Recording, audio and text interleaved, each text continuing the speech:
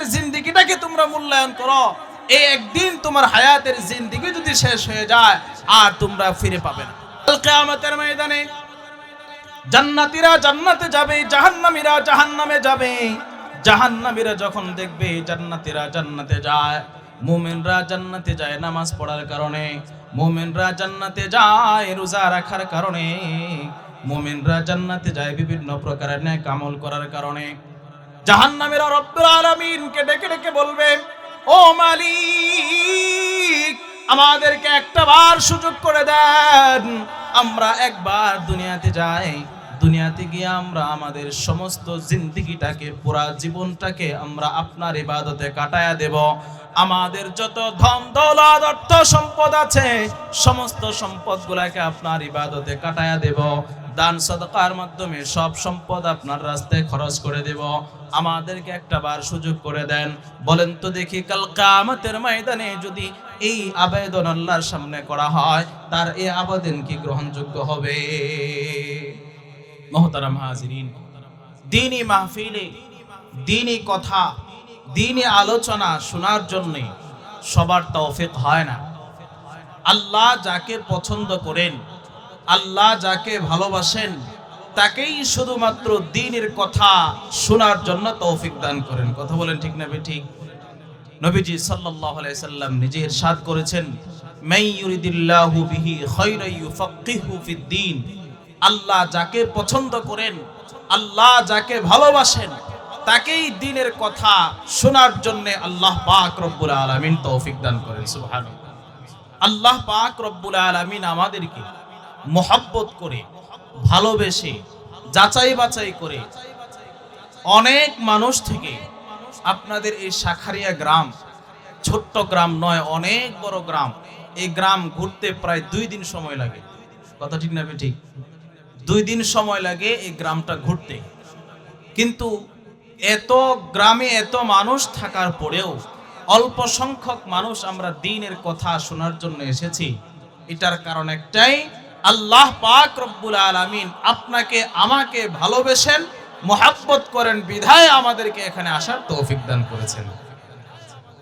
আমি বলি নাই, আল্লাহ পাক রব্বুল আলামিন নিজে হাদিসে কুদসি ইরশাদ করেন, আনা ইনদা যান্নি আবদি বি ওয়া আনা মাআহু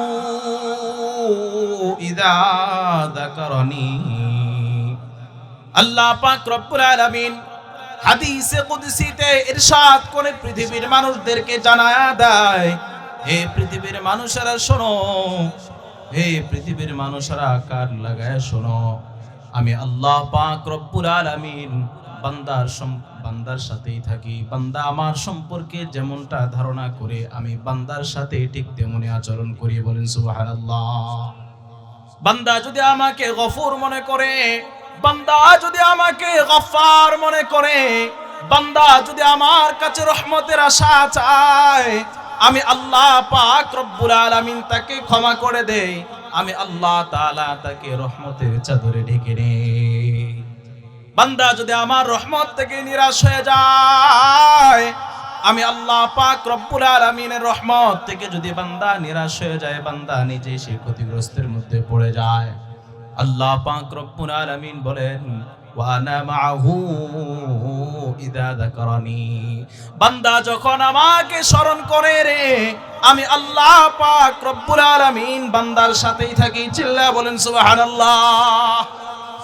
আমি যখন আল্লাহর নাম স্মরণ করব, আমি যখন আল্লাহর নামের জিকির করি, আমার আল্লাহ পাক রব্বুল আলামিন আমার সাথেই তখন থাকেন। বলেন সুবহানাল্লাহ। আমি আল্লাহ পাক রব্বুল আলামিনকে যেমন ধারণা করব, আমার সাথে আল্লাহ তাআলা তেমনই ব্যবহার করবেন। আমি যদি আল্লাহর রহমত থেকে নিরাশ হয়ে যাই, তাহলে আমি নিজেই ক্ষতিগ্রস্তের মধ্যে পড়ে যাই। আল্লাহ পাক রব্বুল আলামিন বলেন, ইন যাকারানি ফি নাফসিহি যাকারতুহু ফি নাফসি। বান্দা যদি আমার কথা একা একা স্মরণ করে, মনে মনে সে একা একা বসে বসে আমার জিকির করে, আমি আল্লাহ পাক রব্বুল আলামিন বান্দাকে একা একাই স্মরণ করি। আল্লাহ পাক রব্বুল আলামিন আরো বলেন, ওয়া ইন যাকারানি ফি মালাইন যাকারতুহু ফি মালাইন খায়রিম মিনহুম। আমার আল্লাহ ডাক দিয়ে বলেন, বান্দা যদি কোনো দ্বীনি মজলিসে বসে, কোনো মজলিস একত্রিত হইয়া, অনেকগুলো মানুষ একত্রিত হইয়া যদি আমার সম্পর্কে জিকির করে, আমাকে নিয়ে আলোচনা করে, আমি আল্লাহ পাক রব্বুল আলামিন আকাশের উপরে এর চাইতে উত্তম মজলিস, তাদের চাইতে উত্তম মাখলুকদেরকে নিয়া, নূরের তৈরি ফেরেশতাদেরকে নিয়া আমি সেই বান্দার সম্পর্কে প্রশংসা গুণকীর্তন করতে থাকি। আমরা এখানে একত্রিত হয়েছে আল্লাহর জিকির করার জন্য, কথা ঠিক না বেঠিক? আল্লাহর কালাম থেকে আলোচনা শোনার জন্য, নবীজি সাল্লাল্লাহু আলাইহি ওয়াসাল্লামের হাদিসের আলোচনা শোনার জন্য একত্রিত হয়েছি। আল্লাহর রাসূলের কথা এবং আল্লাহ পাক রব্বুল আলামিনের কালাম, এগুলাকেই জিকির বলা হয়। সুবহানাল্লাহ বলেন। এই জিকিরের মজলিসে আমরা একত্রিত হয়েছি আল্লাহ পাক রব্বুল আলামিন আমাদেরকে নিয়া আরশে আজিমে আল্লাহর নূরের তৈরি ফেরেশতাদেরকে নিয়া আমাদের সম্পর্কে গুণকীর্তন করেন, প্রশংসা করেন, বলেন না সুবহানাল্লাহ। শুধু কি তাই নয়, শুধু তাই নয়, আল্লাহ পাক রব্বুল আলামিন আরো বলেন, ইন তাকাররাবা আবদি ইলাইয়া বিশিবরিন তাকাররাবতু ইলাইহি যিরাআ। বান্দা যদি আমার রহমতের দিকে, আমার মাগফিরাত পাওয়ার জন্য, আমার ক্ষমা পাওয়ার জন্য বান্দা যদি এক বিঘত পরিমাণ আমার দিকে আগায় আসে রে, আমি আল্লাহ পাক রব্বুল আলামিন বান্দার দিকে এক বিঘত নয়, আমি আল্লাহ পাক রব্বুল আলামিন বান্দার দিকে এক হাত পরিমাণ অগ্রসর হয়ে যায়। আমি যদি আল্লাহর রহমত পাওয়ার জন্য, ক্ষমা পাওয়ার জন্য এক বিঘত আগায় যায়, আল্লাহ পাক রব্বুল আলামিন আমাকে ক্ষমা করার জন্য এক হাত পরিমাণ আগায় আসে, বলেন না সুবহানাল্লাহ। ওয়া ইন তাকাররাবা ইলাইয়া যিরাআন তাকাররাবতু ইলাইহি বাআ। বান্দা যদি আমার রহমত পাওয়ার জন্য এক হাত পরিমাণ আগায় আসে, আমি আল্লাহ পাক রব্বুল আলামিন বান্দাকে রহমতের চাদরে ঢেকে নেওয়ার জন্য 2 হাত পরিমাণ আগায় যায়। ওয়াইনাতানি ইয়ামশি আতাইতুহু হারওয়ালাতান। বান্দা যদি আমার রহমত পাওয়ার জন্য, বান্দা যদি আমার মাগফিরাত পাওয়ার জন্য, বান্দা যদি আমার রহমতের চাদরে নিচে আসার জন্য হাইটা হাইটা আসে রে, আমি আল্লাহ পাক রব্বুল আলামিন বান্দাকে রহমতের চাদরে ঢেকে নেওয়ার জন্য, বান্দাকে রহমতের চাদরে জায়গা দেওয়ার জন্য আমি আল্লাহ পাক রব্বুল আলামিন বান্দার দিকে দৌড়াতে দৌড়াতে অগ্রসর হতে থাকি। আর জোরে বলেন না সুবহানাল্লাহ। ভাইরা আমার, এই জন্য আমরা বড় ভাগ্যবান, আল্লাহ পাক রব্বুল আলামিন আমাদেরকে দ্বীনি মজলিসে জিকিরের জন্য আসার তৌফিক দান করেছেন। যারা এখানে বসবে, যারা এখানে আসবে, আল্লাহ পাক রব্বুল আলামিন তার ফেরেশতাদের সাথে ফেরেশতাদেরকে সাক্ষী নিয়া প্রত্যেকটা বান্দাকে মাগফিরাতের ঘোষণা দেবেন, বলেন সুবহানাল্লাহ। এক লম্বা হাদিসের শেষ অংশ হলো এই, আল্লাহ পাক রব্বুল আলামিন আল্লাহর একদল ফেরেশতা তো এই মজলিসে আসছে, তারা যখন উপরে যাবে, আল্লাহর দরবারে যাবে, যাওয়ার পর আল্লাহ তাআলা জিজ্ঞেস করবেন, তোমরা কোথায় গিয়েছিলে? বলবে যে আমরা অমুক জায়গায় শাখারিয়া যুব সমাজের উদ্যোগে একটা মাহফিল হচ্ছিল, সেখানে গিয়েছিলাম। আল্লাহ পাক রব্বুল আলামিন সর্বশেষ বলবেন, তোমরা সাক্ষী থাকো, এই মজলিসে যারা এসেছিল আমি তাদের সকলকে মাফ করে দিলাম। এই জন্য আমরা এই মজলিসে আসতে পেরে খুশি না বেজার? খুশি না বেজার? আমরা আল্লাহর প্রিয় বান্দা না অপ্রিয় বান্দা? আল্লাহ তাআলার প্রিয় বান্দা বিধায় তো শীতকে উপেক্ষা করে, দুনিয়ার সমস্ত ঝামেলাকে এক সাইডে রেখে, ঘুম বাদ দিয়া আল্লাহর রহমত পাওয়ার জন্যে, আল্লাহর মাগফিরাত পাওয়ার জন্যে দ্বীনি মাহফিলে চলে এসেছি। এটা আল্লাহ তাআলার মহব্বত ছাড়া আর কিছু হতে পারে না, কথা ঠিক না ঠিক? এই জন্য আমার যে সকল ভাইয়ারা এই আশপাশে আছেন, যত দূর পর্যন্ত মাইকের আওয়াজ যাচ্ছে, আমরা ঘরে বসে না থেকে মাহফিলে চলে আসি। এই যে ফজিলত, এই ফজিলত কিন্তু বাহিরে বসে, ঘরে বসে শুনলে মনে হয় যে পাওয়া যাবে, এমনটা নয়। বরং এই ফজিলত পেতে হলে, আল্লাহর মাগফিরাত পেতে হলে এই সামিয়ানার নিচে আসতে হবে, জান্নাতি বাগানের নিচে আসতে হবে। আল্লাহ পাক রব্বুল আলামিন সবাইকে তৌফিক দান করুন, সকলে বলে আমিন। মুহতারাম হাজিরিন, আমি আপনাদের সামনে 30 নম্বর পর একটা ছোট্ট সূরা তেলাওয়াত করেছি, সূরা আসর। এই সূরায় আল্লাহ রব্বুল আলামিন সময়ের কসম খেয়েছেন, ওয়াল আসরি, সময়ের কসম। এই সূরার ব্যাখ্যা সম্পর্কে ইমাম শাফি রাহিমাহুল্লাহ তাআলা বলেন, লাউলা উনজিলাত সূরাতুন লাকাফাতিন নাস লিআন্নাহা শামালাত জামিআল কুরআন। সূরা আসর 3 আয়াত বিশিষ্ট সূরা। এই সূরা সম্পর্কে ইমাম শাফিঈ রাহিমাহুল্লাহ তাআলা তিনি বলছেন, আল্লাহ পাক রব্বুল আলামিন যদি এই সূরা ব্যতীত আর কোন সূরা নাজিল না করতেন, বান্দার হেদায়েতের জন্য এটাই যথেষ্ট হয়ে যেত। সুবহানাল্লাহ বলেন। কেন? লিআন্নাহা শামালাত জামিআল কুরআন, পুরা কোরআনের মধ্যে যা আছে আল্লাহ পাক রব্বুল আলামিন এই সূরা আসরের মধ্যে তার সারাংশ ঢুকায় দিয়েছেন। সুবহানাল্লাহ। ইমাম রাজি রাহিমাহুল্লাহু তাআলা তিনি বলেন, আমি সূরার তাফসীর শিখেছি এক বরফ বিক্রেতার কাছ থেকে। বরফ বিক্রেতা বাজারে বরফ বিক্রি করে আর বলে, ইরহামু মাইয়াযুবু রাসু মালিহি। বরফ বিক্রেতা বাজারে বরফ বিক্রি করে আর ডেকে ডেকে বলে, ইরহামু মাইয়াযুবু রাসু মালিহি। বান্দা ও বাজারের মানুষেরা তোমরা শোনো শোনো, যে ব্যক্তি বরফ বিক্রি করতেছে তার তো মূলধন গলে যাচ্ছে। মূলধন গলে যাওয়ার আগেই তোমরা সেই ব্যক্তির উপর একটু রহম করো, দয়া করো, কারণ বরফ 1 ঘন্টা পরে আর থাকবে না, গলে যাবে। ইমাম রাজি রাহিমাহুল্লাহু তাআলা আনহু তিনি এইটার দ্বারা পৃথিবীর মানুষদেরকে বুঝাইতে চান, হে পৃথিবীর মানুষেরা শোনো, তোমাদের হায়াতের জিন্দেগি বরফের মতো দিন দিন সেটা কমে যাচ্ছে, দিন দিন কমে যাচ্ছে। এই জন্য হায়াতের জিন্দেগি শেষ হয়ে যাওয়ার আগেই তোমরা হায়াতের জিন্দেগিটাকে মূল্যায়ন করো, গনিমত মনে করো। বলেন সুবহানাল্লাহ। ইমাম রাজি বুঝাইতে চান, বরফ যেমন গলে যায় তোমাদের হায়াতের জিন্দেগিও কিন্তু দিন দিন গলে যাচ্ছে। বলেন তো, মানুষের হায়াত কমে না বাড়ে? কমে। সে যখন মায়ের পেট থেকে জন্ম নিয়েছে তখন তার বয়স ছিল 65 বছর বা 80 বছর। এরপরে দিন যাচ্ছে, তার হায়াত আস্তে আস্তে কমতেছে, আস্তে আস্তে কমতেছে, দিন দিন তার হায়াত কমছে। ইমাম রাজি বুঝাইতে চান, হে পৃথিবীর মানুষেরা, তোমরা তোমাদের হায়াতের জিন্দেগিটাকে শেষ হয়ে যাওয়ার আগেই মূল্যায়ন করো, কারণ এটা বরফের মতো, বরফ যেমন গলে গলে শেষ হয়ে যায় তোমাদের হায়াতের জিন্দেগিটা ওইরকম গলে গলে শেষ হয়ে যাবে।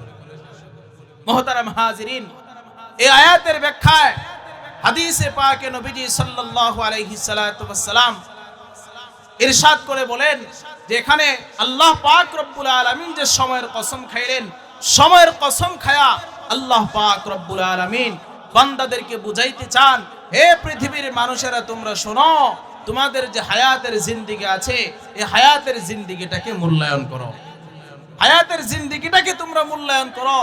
এই একদিন তোমার হায়াতের জিন্দেগি যদি শেষ হয়ে যায় আর তোমরা ফিরে পাবে না।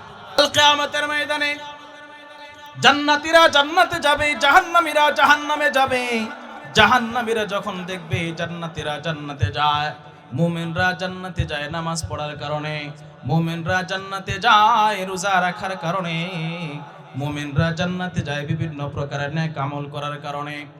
জাহান্নামীরা রব্বুল আলামিনকে ডেকে ডেকে বলবে, ও মালিক, আমাদেরকে একটা বার সুযোগ করে দেন, আমরা একবার দুনিয়াতে যাই, দুনিয়াতে গিয়ে আমরা আমাদের সমস্ত জিন্দেগিটাকে, পুরা জীবনটাকে আমরা আপনার ইবাদতে কাটায়া দেব। আমাদের যত ধন দৌলত অর্থ সম্পদ আছে সমস্ত সম্পদগুলোকে আপনার ইবাদতে কাটায়া দেব, দান সাদকার মাধ্যমে সব সম্পদ আপনার রাস্তায় খরচ করে দেব। আমাদেরকে একটা বার সুযোগ করে দেন। বলেন তো দেখি, কাল কিয়ামতের ময়দানে যদি এই আবেদন আল্লাহর সামনে করা হয়, তার এই আবেদন কি গ্রহণযোগ্য হবে? এই আবেদন আল্লাহর দরবারে গ্রহণযোগ্য হবে না। আল্লাহ পাক রব্বুল আলামিন এই কথাই বলতে চান, লাউলা আখরতানি ইলা আজালিন করিব ফাসাদদাক ওয়া আকুম মিনাস সালিহিন। জাহান্নামীরা আল্লাহ তাআলার দরবারে আবেদন করে বলবে, মাওলাই করিম, একটা বারের জন্য আমাদেরকে দুনিয়ায় যাওয়ার জন্য সুযোগ করে দেন। দুনিয়াতে যাইয়া যত সম্পদ আছে সব সম্পদগুলোকে আপনার রাস্তায় খরচ করে দেব। আমার পুরা জীবনটাকে আপনার ইবাদত বন্দেগীতে কাটায়া দিয়া পরিপূর্ণ নেককার হয়ে আপনার দরবারে আবার ফিরে আসব।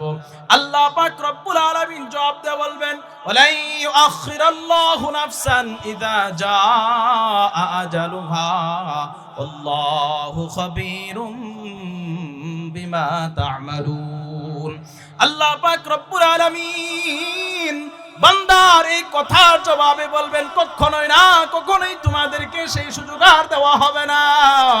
যখন কোন বান্দার মৃত্যুর সময় এসে যায়, তার এক সেকেন্ড আগেও তার মৃত্যু হয় না, এক সেকেন্ড পরেও তার মৃত্যু হয় না। নির্দিষ্ট সময়ে আজরাইল আলাইহিস সালাতু ওয়াস সালাম তার জানটাকে কবজ করে নেয়। কথা বলেন ঠিক না বেটি?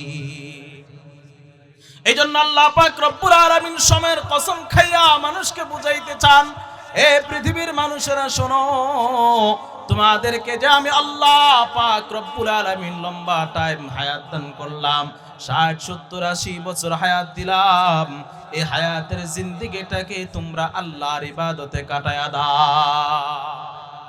এই জন্য ভাইরা আমার, আমি তো মনে করতেছি আমার অনেক লম্বা টাইম আছে। যুবকরা মনে করে দাড়ি রাখার সময় এখনো হয় না, দাড়ি রাখবো 60, 70 বছর হওয়ার পরে। আবার মনে করি এখনো যদি নামাজ পড়তে যাই, টুপি মাথায় দেই, মানুষ আমাকে জঙ্গি বলবে, মানুষ আমাকে টিটকারি বলবে, টিটকারি করবে, বিভিন্ন ভাবে আমাকে অপমান করবে। এই ভয়ে আমি নামাজ পড়তে যাই না, টুপি মাথায় দেই না, দাড়ি রাখি না। বলেন তো দেখি, এই গ্যারান্টি কি কেউ দিতে পারবে সে আগামী 10 বছর পর্যন্ত দুনিয়াতে বেঁচে থাকবে? এই গ্যারান্টি দেওয়ার মতো কি দুনিয়াতে কেউ আছেনি? আর কেউ নাই, কেউ এই গ্যারান্টি দিতে পারবে না সে দুনিয়াতে কয়দিন বেঁচে থাকবে। এই জন্য আল্লাহ পাক রব্বুল আলামিন পৃথিবীর মানুষদেরকে এই হায়াতের কসম খায়া বলতে চান, তোমরা তোমাদের হায়াতের জিন্দেগিটাকে মূল্যায়ন করো, সময়কে তুমি মূল্যায়ন করো। এই কথাই তো নবীজি সাল্লাল্লাহু আলাইহি সাল্লাতু ওয়াস সালাম বলেন, ইগতানিম খামসান ক্বাবলা খামসিন। আল্লাহ পাক রব্বুল আলামিন বান্দাকে এমন 5টা বড় বড় নিয়ামত দান করেছেন, যেই নিয়ামতগুলো যদি একবার তার থেকে হাত ছাড়া হয়ে যায়, আর কোনোদিন আফসোস করেও চায়াও সে এই 5 নিয়ামত আর কোনোদিন পাবে না। এমন 5টা বড় বড় নিয়ামত আল্লাহ তাআলা আপনাকে আমাকে দান করেছেন। এই নিয়ামতগুলো যদি একবার আমার থেকে হাত ছাড়া হয়ে যায়, আমার আর কোনোদিন এই নিয়ামতগুলো ফিরে পাওয়া যাবে। 5টা নিয়ামত কি কি? 1 নাম্বার নবীজি বলেন, ইগতানিম খামসান ক্বাবলা খামসিন। 5টা জিনিস তোমার থেকে হাত ছাড়া হয়ে যাওয়ার আগে 5টা জিনিসকে তুমি মূল্যায়ন করো। 1 নাম্বার শাবাবাকা ক্বাবলা হারামিক। বার্ধক্য আসার পূর্বেই তুমি তোমার যৌবনকালটাকে মূল্যায়ন করে নাও। আল্লাহ পাক রব্বুল আলামিন প্রত্যেকটা মানুষকে একটা যৌবনকাল দিবেন কি দেন নাই? প্রতিটা মানুষকে একটা যৌবনকাল দিয়েছেন, এবং যৌবনকালটাকে হেফাজত করার জন্য, মূল্যায়ন করার জন্য নবীজি বলেন, তুমি তোমার যৌবনকালটাকে বার্ধক্য আসার পূর্বেই গনিমত মনে করো। কেননা যৌবনকাল যদি একবার তোমার থেকে হাত ছাড়া হয়ে যায়, আর কোনোদিন তুমি চায়াও সেই যৌবনকাল ফিরে পাবে না। কথা বলেন ঠিক না বেটি? বর্তমান সময়ে অনেক হারবাল বের হয়েছে, কলিকাতা হারবাল, ওই হারবাল সেই হারবাল বলে যে 14 বছরে 16 বছরের যুবককে পরিণত করবে।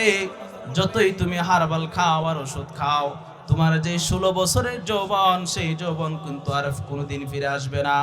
ঔষধের মাধ্যমে যদিও সাময়িক তুমি একটি যৌবন তোমার ভিতরে অনুভব করো, তোমার যেই চুলগুলা কালো ছিল, যেই চুলগুলা সাদা হয়ে গেছে, যেই দাড়িগুলা কালো ছিল, সেই দাড়িগুলা এখন সাদা হয়ে গেছে। এই কালো দাড়ি এবং কালো চুলগুলা যে সাদা হয়ে গেল, এই সাদাগুলা তুমি কিভাবে আবার নতুন করে কালো করবে? এই জন্য নবীজি বলেন, শাবাবাকা ক্বাবলা হারামিক। বার্ধক্য আসার পূর্বে তুমি তোমার যৌবনকালটাকে মূল্যায়ন করো। কেননা যৌবনকাল যদি একবার তোমার থেকে হাত ছাড়া হয়ে যায়, কিয়ামত পর্যন্ত তুমি তোমার যৌবনকাল আর কোনোদিন ফিরে পাবে না। বৃদ্ধ বাবাদেরকে আপনি জিজ্ঞেস করে দেখেন, একবার এক ওয়াক্ত নামাজ পড়তে তার কতটুকু কষ্ট হয়ে যায়।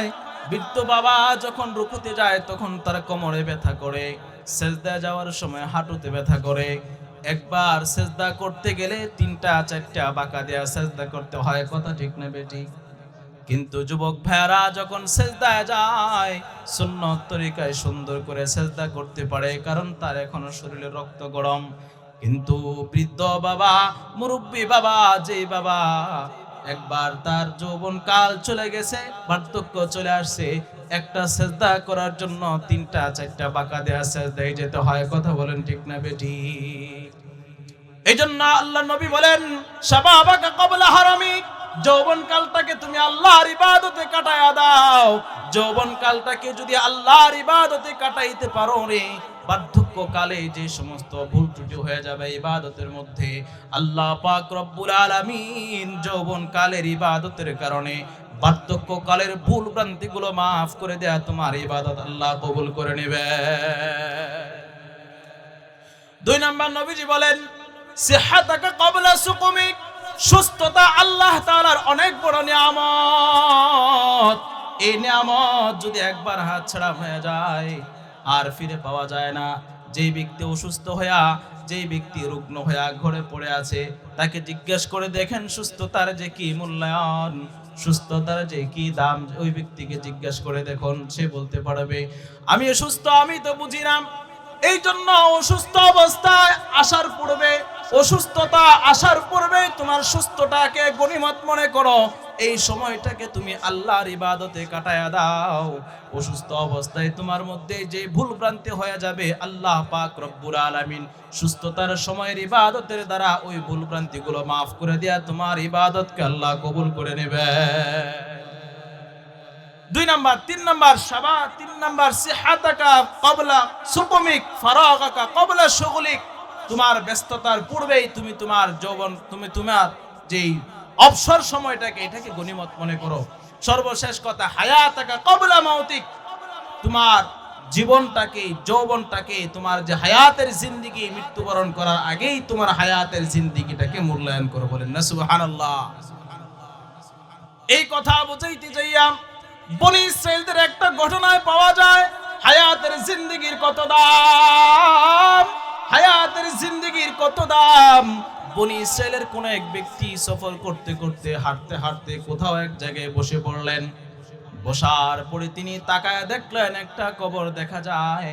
কবরের ভিতরে একজন ব্যক্তি নামাজরত অবস্থায় আছে। পথিক ব্যক্তি কবরস্থ ব্যক্তিকে ডেকে জিজ্ঞেস করে, ভাই তুমি কবরের ভিতরে কেমনে গেলাম?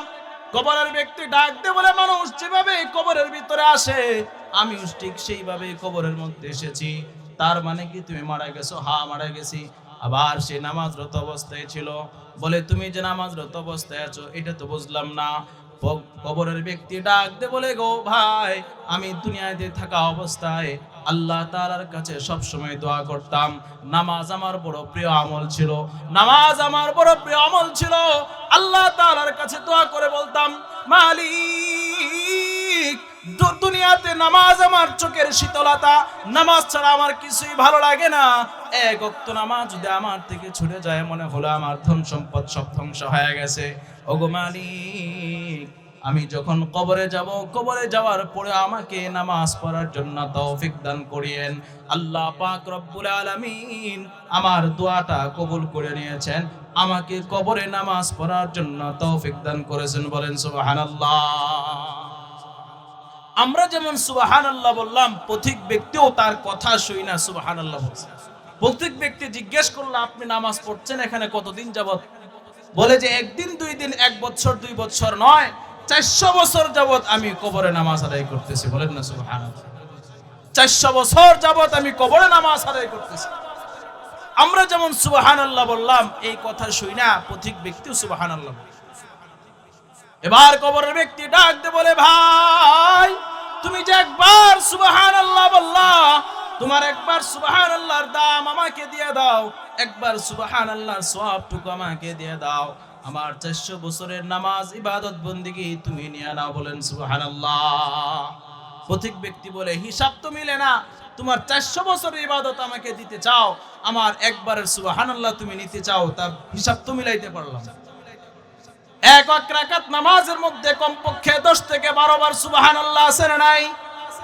যখন প্রথম ব্যক্তি নামাজে আল্লাহু আকবার বলে দাঁড়ায় তখনই পড়ে সুবহানাকাল্লাহুম্মা ওয়া বিহামদিকা ওয়া তাবারাকা ইসমুকা ওয়া তাআলা জাদ্দুকা ওয়া লা ইলাহা গায়রুক। এই সানা সকলে পড়ে কি পড়ে না? এরপরে যখন রুকুতে যায় 3 বার পড়ে সুবহানা রাব্বিল আযীম, সিজদায় যাওয়ার পরে 3 বার পড়ে সুবহানা রাব্বিল আ'লা।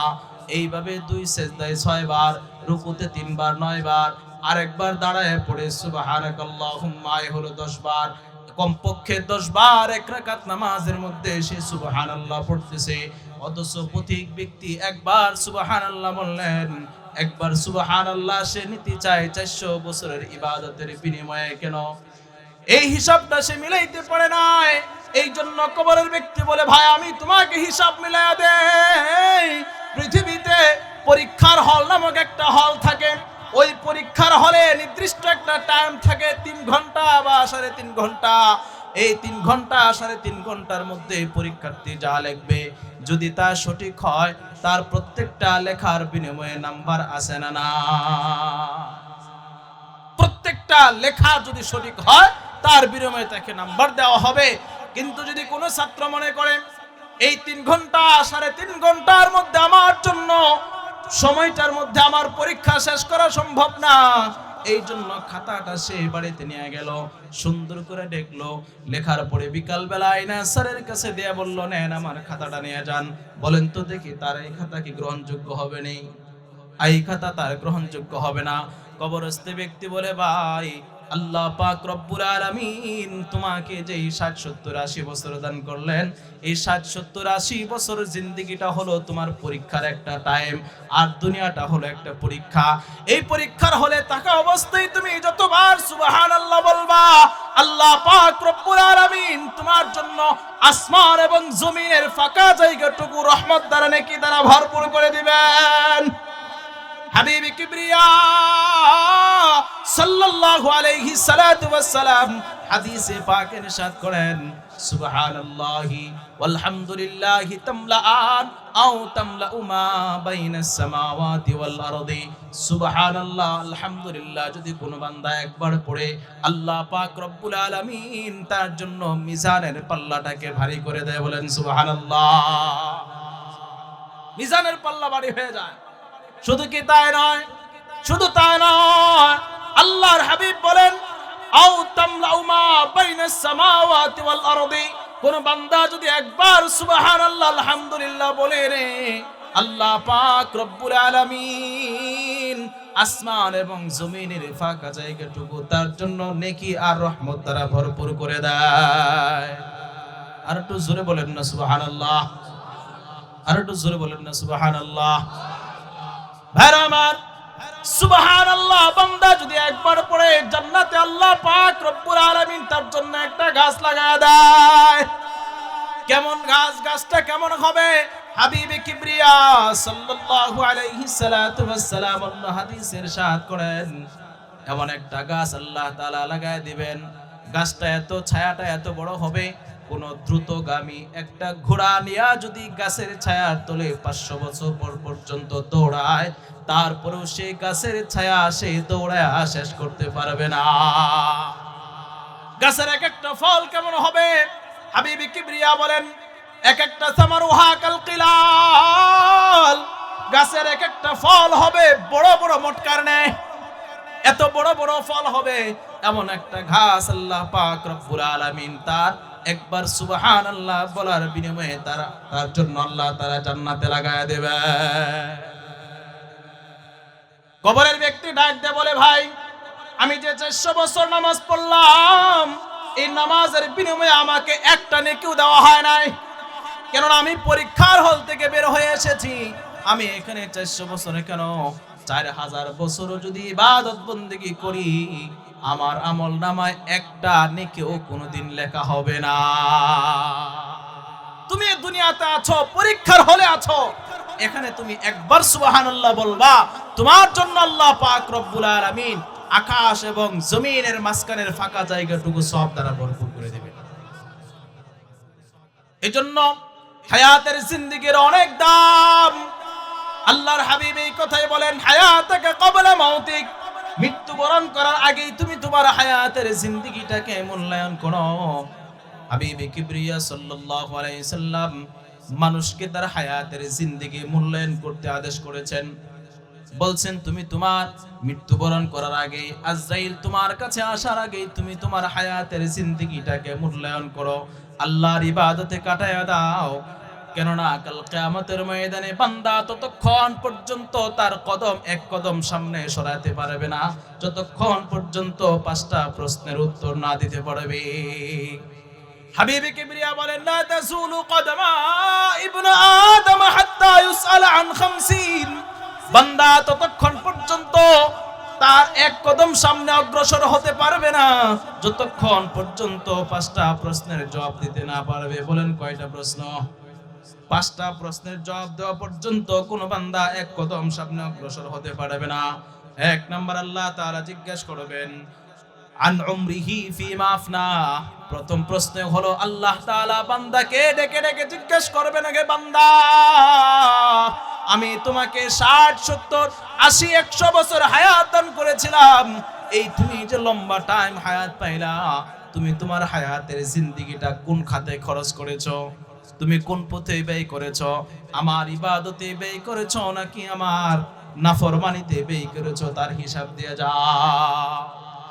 আল্লাহ যদি আমাকে প্রশ্ন করে তুমি তোমার এই 60-70 বছর জিন্দেগি কোন খাতে ব্যয় করেছো, বলেন তো এই প্রশ্নের জবাব আপনার জন্য আমার দেওয়া কি সহজ হবে? বড়ই কঠিন হবে। এজন্য তোমার হায়াতের জিন্দেগিটাকে কোন পথে খরচ করতেছো ভালো করে হিসাব করো। হাসিবু ক্বাবলা আন তুহাসাবু। তোমার থেকে হিসাব নেওয়ার আগে তুমি নিজে নিজে তোমার জীবনের হিসাব কষে নাও। তুমি রাতের বেলা ঘুমাও যখন, তখন তুমি চিন্তা করবা আজকে সারা দিন গেল, এই সারা দিনের মধ্যে আমি কয়টা নেকির কাজ করলাম, কয়টা গুনার কাজ করলাম। যদি তোমার গুনার কাজ বেশি হয়ে যায় তাহলে একটা করে গুনাহ তুমি ছেড়ে দাও, একটা করে নেকের পাল্লা, একটা করে নেক তুমি বাড়ায়া দাও। এইভাবে যখন তুমি হিসাব করবা, হিসাব কষে নিবা, একটা সময় মনে আসবে তোমার দ্বারা আর কোনো গুনাহ হবে না। কথা বলেন ঠিক না ঠিক? এই জন্য নবীজি বলেন আল্লাহ পাক রব্বুল আলামিন কাল কিয়ামতের ময়দানে 5টা প্রশ্ন করবেন। 5 প্রশ্নের উত্তর যতক্ষণ পর্যন্ত বান্দা দিতে না পারবে ততক্ষণ পর্যন্ত বান্দা সামনে অগ্রসর হতে পারবে না। 1 নম্বর, আন উমরিহি ফিমা আফনা। বান্দাকে আল্লাহ জিজ্ঞেস করবেন, এ বান্দা তোমাকে যে আমি হায়াতের জীবন দান করলাম, হায়াতের জিন্দেগি দান করলাম, 60, 70, 80 বছর দান করলাম, তুমি তা কোন খাতে ব্যয় করেছো তার হিসাব দিয়ে যাও। 2 নাম্বার, আল্লাহ তাআলা জিজ্ঞেস করবেন ওয়া আন শাবাবিহি ফিমা আফনা। আল্লাহ জিজ্ঞেস করবেন, বান্দা তোমাকে আমি একটা যৌবনকাল দান করেছিলাম, তুমি এই যৌবনকালটাকে কোন পথে ব্যয় করেছো? এই যুবক ভাইয়েরা, যুবতী বোনেরা ভালো করে শোনো, আমার শরীরের রক্ত গরম বিধায় আমি আমার যৌবনকালটাকে যেমনে মনে চাই তেমনে খরচ করছি। এই যে শীতের কাল চলছে, শীতের সময় আসলে আমাদের এক প্রকার যুবক ভাইদের শরীরে এক ধরনের মির্কি রোগ জন্ম নেয়। কথা বলেন ঠিক না বেঠিক? এক ধরনের মির্কি রোগ আসে। দেখা যায় এই শীতের মধ্যে চড়া খেতে নিয়ে ডেকসেট বাজায় আর নাচানাচি করে। আপনাদের শাখারে এরকম আছে না নাই? আছে না নাই? আহারে যুবক ভাই, তুমি একবার চিন্তা করে দেখলা না, এই যে তুমি নাচানাচি করতেছো, এই অবস্থায় তুমি যদি মারা যাও তোমার ঠিকানা সোজা জাহান্নামে, বিনা হিসাবে তুমি জাহান্নামে চলে যাইবা। সোজা জাহান্নামে, জান্নাতের সে ঘ্রাণও পাবে না। এই জন্য ভাইরা আমার যুবক ভাইরা, আমরা এই শীতকাল আসলে আমাদের ভিতরে একটা উত্তেজনা তৈরি হয়ে যায় যে ডেকসেট বাজানো, বাড়ির কোনায় এই চড়া খেতে যায় আমরা এইভাবে ডেকসেট বাজাই। এইটার কারণে শুধুমাত্র যে আমি নিজে একা গুনাহের ভাগে হচ্ছি তা নয়, আমার একার কারণে আরো 10 জনের ঘুম হারাম হচ্ছে, আরো 10 জনের নামাজে ব্যাঘাত সৃষ্টি হচ্ছে, আরো শত শত রুগ্ন ব্যক্তির জন্য সমস্যার কারণ হচ্ছে, তাদের জন্য কষ্টের কারণ হচ্ছে কি হচ্ছে না? হয় কি হয় না? আল্লাহ তাআলা বলেন তাআওয়ানু আলাল বিররি ওয়াত তাকওয়া ওয়ালা তাআওয়ানু আলাল ইসমি ওয়াল উদওয়ান। আল্লাহ পাক বলেন তোমরা সৎ কাজে নিজেরা সহযোগিতা করো, তোমরা নিজেরাও করো সৎ কাজে সহযোগিতা করো। ওয়ালা তাআওয়ানু আলাল ইসমি ওয়াল উদওয়ান, কিন্তু অসৎ কাজ নিজেরাও কইরো না, অসৎ কাজে কাউকে সাহায্য সহযোগিতাও কইরো না। আমি যে ডেক্সেট বাজাইলাম শুধুমাত্র যে আমি একাই তার জন্য তালে তালে নাচলাম এমনটা তো নয়, আরো আমার কারণে আরেকজন ব্যক্তি ঘরে কোরআন শরীফ পড়তেছিল, কোরআন তেলাওয়াত করতেছিল। তোমার ডেক্সেটের আওয়াজের কারণে তার জন্য কোরআন তেলাওয়াত করা কষ্টকর হয়ে যায়। একজন ব্যক্তি নামাজে ছিল, এশারের নামাজ পড়তেছিল, এশারের নামাজের পরে আরো কিছু সে নফল ইবাদত বন্দেগী করতেছিল। তোমার ডেক্সেটের আওয়াজের কারণে ওই ব্যক্তির জন্য নামাজ পড়া বড় কষ্টকর হয়ে গেল। কাল কিয়ামতের ময়দানে তোমাকে তার জবাব দিতে হবে, কেন তুমি তার নামাজের মধ্যে বিঘ্নতা সৃষ্টি করলা। কথা বলেন ঠিক না বেঠিক? এই জন্য যুবক ভাইরা আমার, তুমি তোমার যৌবনকালটাকে যদি আল্লাহর ইবাদতে কাটায়া দিতে পারো রে, কাল কিয়ামতের ময়দানে আল্লাহ পাক রব্বুল আলামিন তোমার জন্য আরশে আজিমের ছায়ার ব্যবস্থা করে রেখেছেন। হাবিবে কিবরিয়া বলেন সাবআতুন ইযিল্লুহুমুল্লাহু ফি যিল্লিহি ইয়াওমা লা যিল্লা ইল্লা যিল্লুহু। আল্লাহ পাক রব্বুল আলামিন কাল কিয়ামতের ময়দানে তার আরশে পাকের নিচে 7 ব্যক্তিকে আল্লাহ তাআলা তার আরশে পাকের নিচে স্থান দান করবেন। তার মধ্যে একজন ব্যক্তি এমন আছে শাবুন নাশা ফি ইবাদাতিল্লাহ। ওই যুবক ভাই এবং যুবতী বোন, যে যুবক যুবতী ভাই বোন তার যৌবনকালটাকে আল্লাহর ইবাদতে কাটায়া দিছে, ওই যুবক ভাই বোনকে আল্লাহ তাআলা আরশের নিচে জায়গা দান করবেন। বলেন সুবহানাল্লাহ। এই জন্য যুবক ভাই, আজকে এখানে যুব সমাজের উদ্যোগে মাহফিল হচ্ছে, তারা কতই না ভাগ্যবান, আল্লাহ তাআলার কতই না প্রিয় বান্দা হলে তারা এই ধরনের একটা নেক কাজ নিজে করা এবং আরেকজনকে করার সুযোগ করে দেয়। বলেন সুবহানাল্লাহ।